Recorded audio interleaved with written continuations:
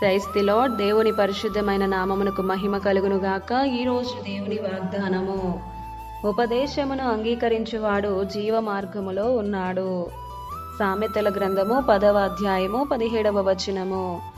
ఈ ఉదయకాల సమయములో మహాగణుడు మహోన్నతుడైన దేవుడే మనతో మాట్లాడుతున్నాడు. ఉపదేశమును అంగీకరించువాడు జీవ మార్గములో ఉన్నాడు అని. ఎప్పుడైతే ఉపదేశమును అంగీకరించక గద్దింపునకు లోబడనివాడు త్రోవ త్రప్పును అని. ఉపదేశమును అంగీకరిస్తే సురక్షితముగా నివసిస్తాం.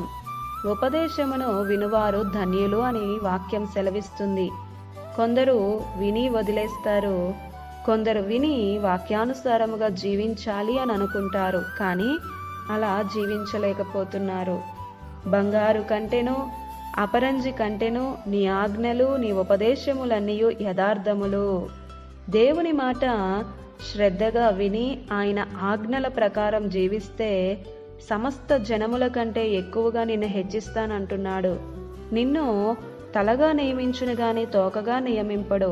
నీవు పైవాడవుగా ఉందువు గాని క్రిందవాడవుగా ఉండవు అని.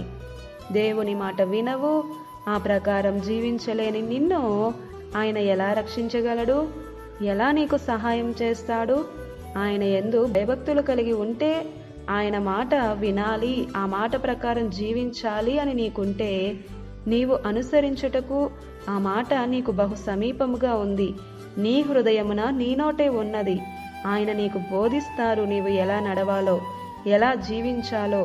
నీ మీద దృష్టి ఉంచి నీకు ఆలోచన చెప్పే గొప్ప దేవుడు మన దేవుడు. సూర్యోదయము మొదలుకుని సూర్యాస్తమయము వరకు ఆయన నామము స్తుతినొందదగినది. ప్రియ సహోదరుడా సహోదరి, ఆయన ఉపదేశములు ఎంతో ప్రీతికరమైనవి. ఆయన సమీపముగా ఉన్నాడు. నీవు నిజముగా మొర్రపెడితే ఆయన ఆజ్ఞలు సత్యమైనవి. వాక్యమును చదువుతున్నారా? ఆయన శాసనములు స్థిరమైనవి. ఆయన వాక్కును బట్టే ఈ రోజుకి మనము బ్రతికి ఉన్నాం. ఎన్నడూ కూడా వాటిని మర్చిపోకండి. ఆయనే నీకు ఆశ్రయదుర్గము. ఆమేన్. ఈ దిన వాగ్దానం మనందరి జీవితాలలో నెరవేరాలని కోరుతూ దేవుని సువార్త పరిచర్యలో మీ సహోదరి Prasanna. God bless you. Amen.